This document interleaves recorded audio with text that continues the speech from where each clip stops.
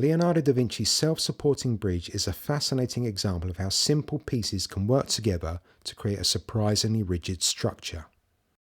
The original design dates back to around 1487, when Leonardo sketched the bridge as a portable structure that could be assembled without nails, ropes, or other fasteners. So how does it work? Well, the bridge is made from a series of wooden beams that are carefully arranged in a repeating pattern so that they support and lock against each other. This creates a series of natural wedges.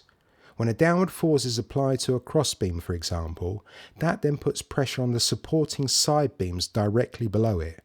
This in turn applies a downward force to its own supporting crossbeams. Those crossbeams push down on their supporting side beams, which then transfers that downward force back onto the original crossbeam where we started. These continuous looping downward forces throughout the structure increases friction between the connecting beams' contact points, helping to maintain the shape of the structure. As more beams are added, their weight and the forces between them helps hold the whole structure together. The total load is then transferred through the beams and into the ground at either end. The bridge essentially supports itself through a combination of compression, friction, and the interlocking arrangement of the beams.